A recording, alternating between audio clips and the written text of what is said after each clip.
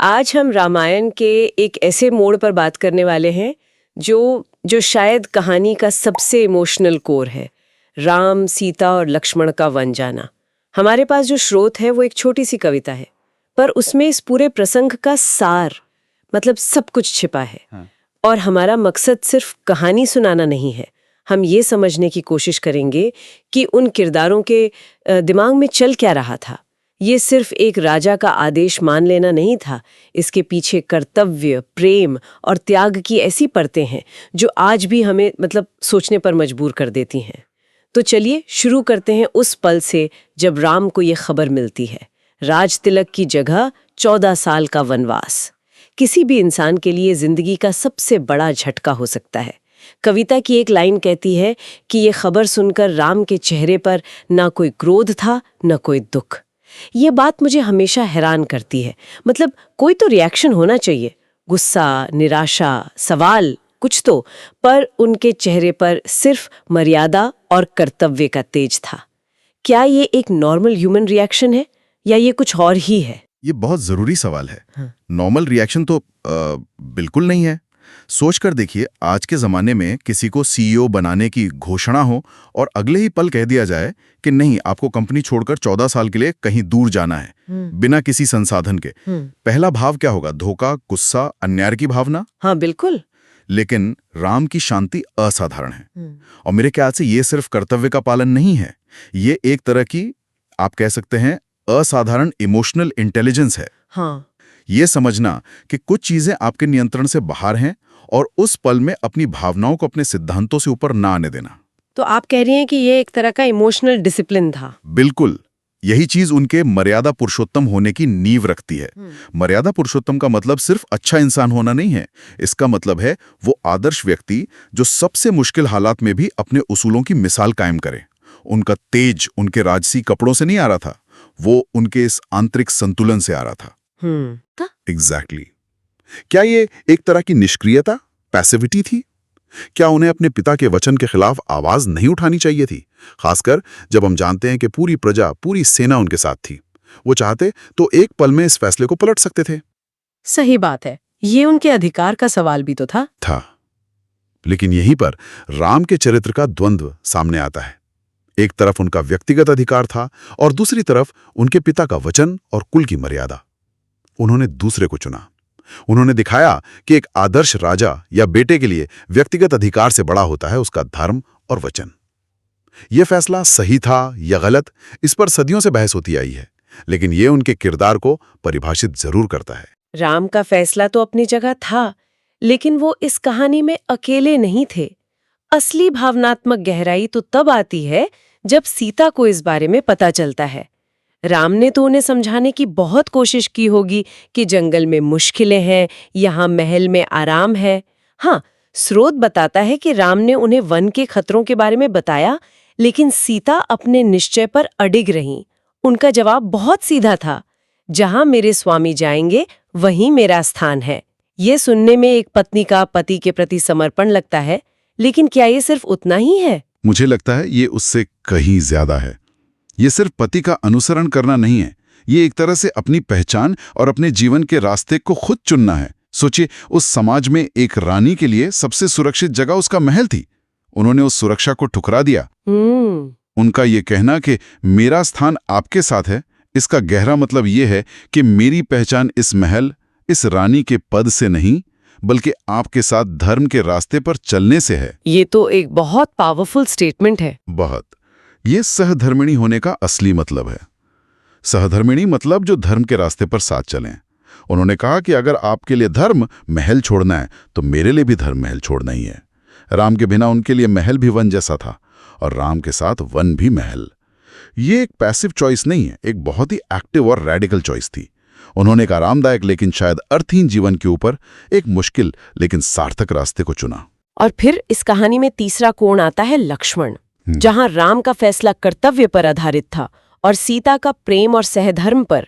लक्ष्मण की प्रेरणा बिल्कुल अलग थी। उनका तर्क भी बहुत सीधा और भावुक था।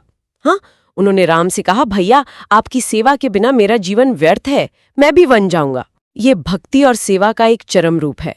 वो अयोध्या में रह सकते थे, शायद राजकाज में कोई बड़ी भूमिका भी निभा सकते थे, लेकिन उन्होंने अपने भाई की सेवा को ही अपने जीवन का एकमात्र मकसद बना लिया। और अगर हम इन तीनों को एक साथ देखें तो एक कमाल का पैटर्न दिखता है। ये त्याग के तीन अलग अलग लेकिन एक दूसरे से जुड़े हुए रूप हैं। राम का त्याग है धर्म और वचन के लिए, सीता का त्याग है प्रेम और सहधर्म के लिए, और लक्ष्मण का त्याग है निस्वार्थ सेवा और भक्ति के लिए। धर्म, प्रेम और सेवा, ये तीनों मिलकर एक संपूर्ण इकाई बनाते हैं। ये दिलचस्प है, मतलब कोई भी अकेला नहीं है। कोई भी अकेला नहीं, और शायद अकेले वो यात्रा पूरी भी कर नहीं पाते।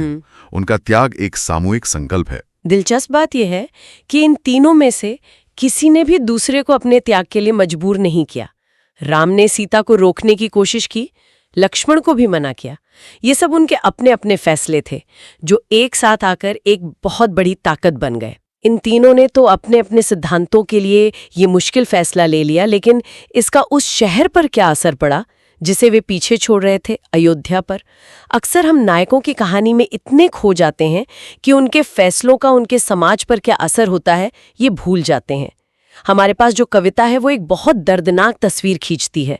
उसमें लिखा है, अयोध्या की गलियों में शोक छा गया, नगरवासी रोते हुए राम के मार्ग में खड़े हो गए। आप उस सीन की कल्पना कीजिए जहां पूरा शहर अपने राजकुमार को रोकने के लिए सड़कों पर आ गया है। ये सिर्फ उदासी नहीं थी, ये एक तरह का पब्लिक प्रोटेस्ट था। यहां तक कि राजा दशरथ पुत्र वियोग में मूर्छित हो गए। हर तरफ दुख का माहौल था। ये वर्णन हमें बताता है कि ये सिर्फ एक शाही परिवार की पर्सनल ट्रेजेडी नहीं थी, ये पूरे राज्य का दुख था। और ये इस बात का सबूत है कि राम, सीता और लक्ष्मण का अपनी प्रजा के साथ रिश्ता कितना गहरा था।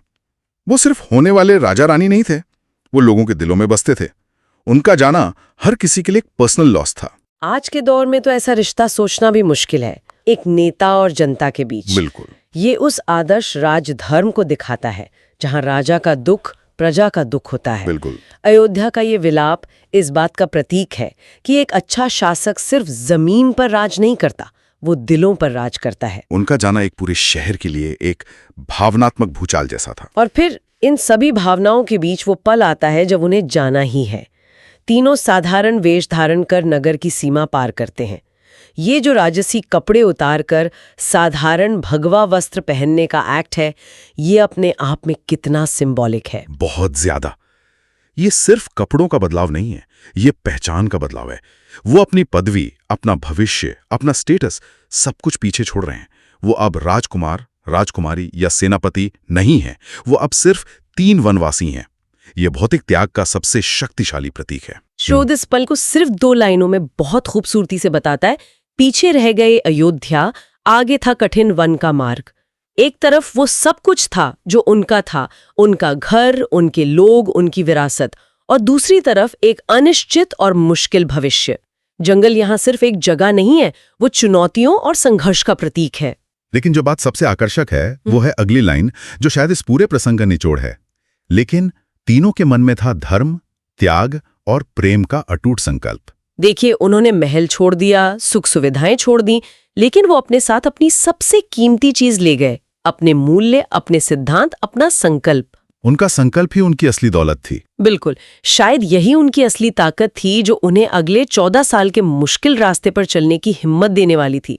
ये लाइन हमें सिखाती है कि बाहरी परिस्थितियां चाहे कितनी भी मुश्किल क्यों ना हो, असली ताकत आपके अंदर के संकल्प से आती है।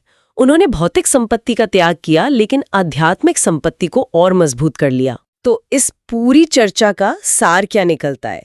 ये प्रसंग हमें आज के समय में क्या सिखाता है? क्योंकि ये सिर्फ एक पुरानी कहानी तो है नहीं। मुझे लगता है कि कविता के अंत में दिया गया संदेश इसका सबसे अच्छा जवाब है। जहां धर्म, प्रेम और त्याग साथ हों, वही मार्ग सबसे कठिन होकर भी सबसे पवित्र होता है। ये एक बहुत गहरी बात है।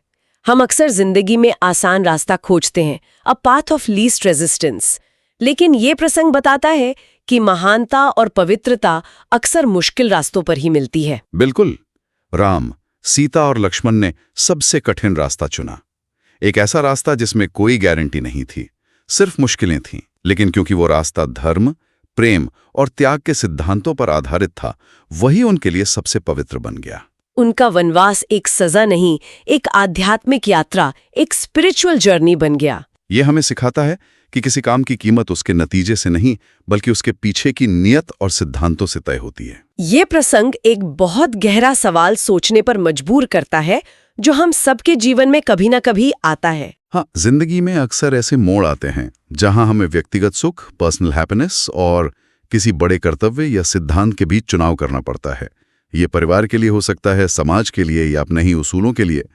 ऐसे में किसी फैसले को सही या गलत क्या बनाता है? हम उनके इस त्याग को सेलिब्रेट करते हैं, उनके सिद्धांतों की प्रशंसा करते हैं, लेकिन इस एक फैसले का तात्कालिक परिणाम क्या था? राजा दशरथ की मृत्यु, भरत का दुख और अयोध्या का 14 साल का सूनापन।